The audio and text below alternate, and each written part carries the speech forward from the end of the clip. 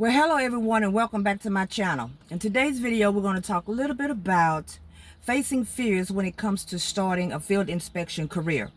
There are a lot of you who are actually wanting to start field inspecting and getting into the whole arena of this, but you're concerned about whether you'll be able to make enough money. You're concerned about all of the different fears that you may be facing. I don't know what they are, but we're going to go through just a few of them. Maybe I can help you guys out just a little bit and kind of ease your mind as to how easy it can be to get started, as long as you get past all of those fears and all of those doubts. So the first thing you need to do is figure out what your fear actually is. What's actually holding you back? Address that issue. Address it up front. Confront it, because only then will you be able to move forward. Is it because you're concerned that you may not make enough money?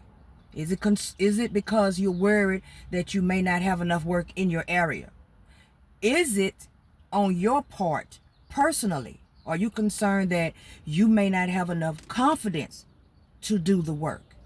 Maybe you are introverted and you are seriously antisocial, and you know that this job is going to require you to have to get out and meet different people every single day.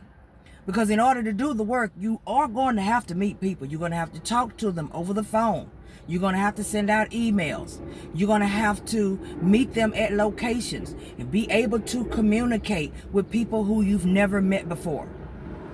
Is that one of your main hiccups? Because it could possibly be just that. A lot of people have that very same issue. Now, I am not extroverted in any type of way. I am, in fact, more on an introverted level. I love being to myself. I'm never lonely. You know what I'm saying? I'm one of those people who don't get bored because I'm always into something anyway. But I know that in order for me to do the job, I have to talk to people. But the thing is, I'm not afraid to talk. I don't have a problem talking.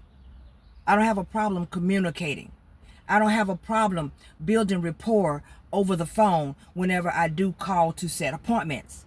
So, is your fear the fact that you may have to talk to people and you're very concerned about that? You need to seriously address that issue if that is it. If you want to do anything outside of just going to work every day and sitting to yourself, if you're in corporate or if you're working a 9-to-5 that in a manufacturing or something where you're just used to your coworkers, if that's you and you really want to get out of that and get into doing something for yourself, it doesn't matter if you are actually doing field inspections or if you're doing anything else. You have to learn how to get out of that comfort zone of not being around other people.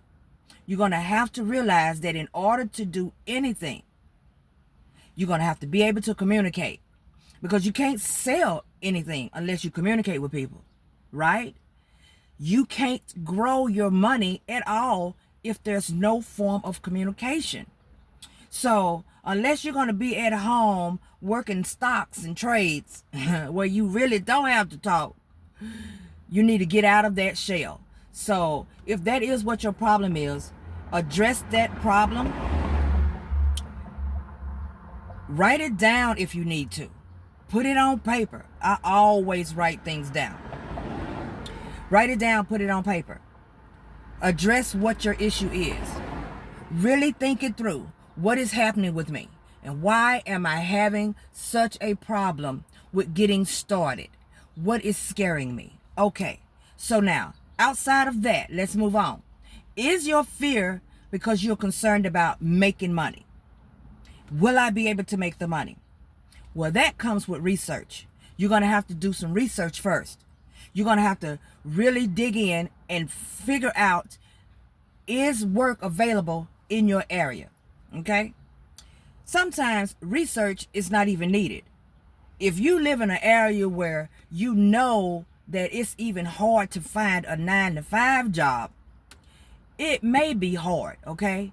If everywhere you go, it's miles or blocks and blocks before you see the next business, or blocks and blocks before you see the next home. You get what I'm saying?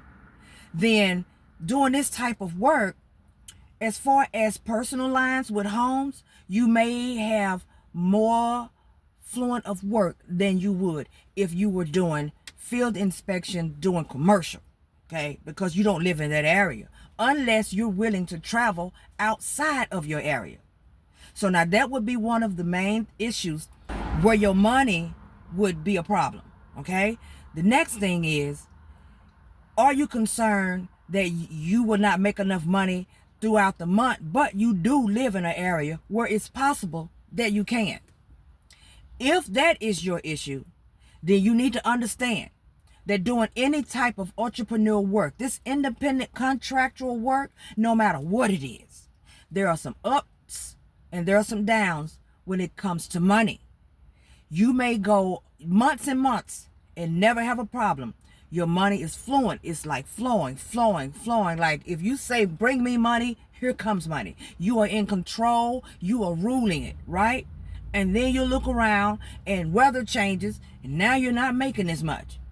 Or your insurance, your company that you're working for, they may drop a few carriers, or the carriers may drop them. You just never know what's happening behind the scenes. And the work may slow down a tad bit. Okay?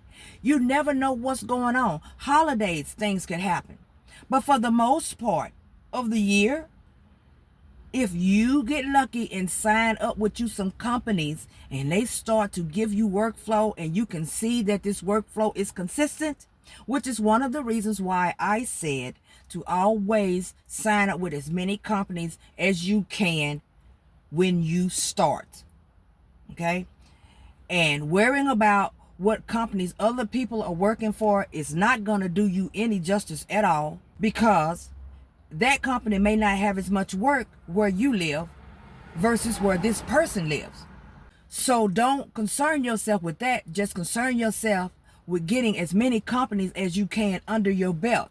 And it could sound overwhelming, because I started and I ended up with like 5 or 6. And then I dropped one, but I had another one over here that was giving me itsy bitsy here and there, and another one giving me a little itsy bitsy here and there. So all around, if you just really just call all of them, regardless of whether they would give me work or not, I had like 7 or 8 contracts. But everybody wasn't giving me work. Some of them just pop up out of nowhere. I had one call me last week. I didn't know what was going on. I'm answering the phone. Normally I don't answer the phone when I'm driving, but I was sitting in traffic, so I went on ahead and answered. I answered the phone, and the guy says, I wanted to see if you were still doing inspections, because we have 1 of 2 homes in your area that we would like for you to do. And I'm like, who is this? So when he told me who he was, it still took me a minute, because I didn't know what was going on with that.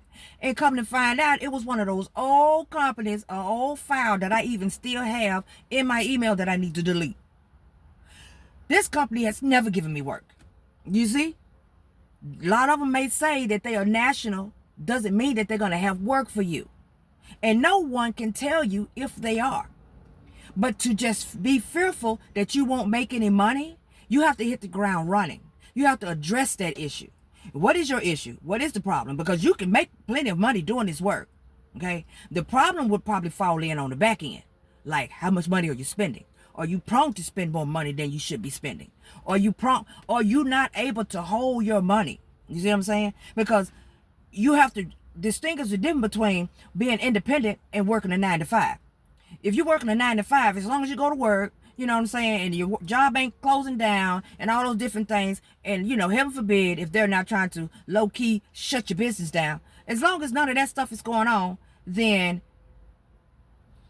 I'm looking around because I'm waiting on somebody. As long as none of that stuff is going on, then you know you're kind of set in stone pretty much with how much money you're going to get every week on the check. As long as they don't fire you, right? So with that being said, if you want to get paid and then, you know, pay your bills and whatever money you got left, you want to go party on your money, and you always going somewhere, you always spending up every extra dime you got, and you're just waiting on that next paycheck, even if it's a little bit, or whatever the situation may be. You guys know what I'm talking about, because some of you guys, I know, so I don't go jump in the comment section and say, I don't have money from week to week to be spending. That ain't what I'm talking about. For those of you who do. Okay. So if you're spending money, you're okay with it because you know next week you're going to get another check. You know next week you're going to get another check. You can't guarantee that every single week you will make the same amount of money. Matter of fact, you're not going to make the same amount of money most weeks anyway, because you may have files that will range 100 plus all this week or a couple of days this week, and then next week you may have a couple of 75s and a couple of 60s, or if you're doing homes, a couple of 45s and 32s, and the amount that you make that week is not going to be what you made the week before. You understand what I'm saying? It's just as though if you was running any other business. You cannot guarantee that your money is going to be the same, but you can do the best you can to pull in as much money as you can if you hit the ground running and do this job right. So when the workload slows down, you will actually have money saved to where you can really take a break. When my workload slows down, I take a trip. Okay, I use it to my advantage. I'm like, okay, vacation time, trip time, I don't have to work. I don't have much work this week. So it's how you look at it. And for those of you who are just concerned about this entire situation, you know you can do certification. A lot of people have asked me, is certification required? No, certification is not a requirement for all companies, but a lot of the companies do ask if you have it. Okay, so certification teaches you a lot, because in order for you to get certification, you have to go through a little class, right? So within that class, you learn some things.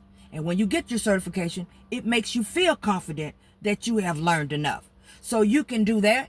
You can take some training. Of course, y'all know I mentor, and I have courses, and I have these little workshops that I have over on my website. You go over there and check them out. If you have not seen them, they are there. I am here to help you. But outside of that, get out of your comfort zone, because a lot of problems that we have with moving to the next level or with gaining anything better in our lives is being stuck in a zone and afraid to move out of it. Get out of your own way. Address your fears, confront them, figure out what they are, and get them moved on out of the way. Okay? Sign up for you some companies, sign up on some contracts, and let's get out here and get some inspections done. Am I going to always be an inspector? Now, probably, of course not. Am I going to probably do this until I can't work no more? Probably. Of course not. Because everything that we do in life is supposed to be a stepping stone to something better. Is that not right? So eventually, something will pop off, probably, and I will no longer be out here riding in these streets. But until then, I'm going to ride with a smile. I'm going to greet people with a smile. I'm going to build rapport over the phone with a smile. And I'm going to make this money with confidence that I'll be okay until the next time that I get paid. So with that being said, you guys know what to do. Like, subscribe, turn on the notification bell, drop it in the comment section what your fears are. Let's discuss it. Get you a journal. Write your stuff down so that you can look at it head on as to what my problem is. All right. Until next time, enjoy the rest of your day.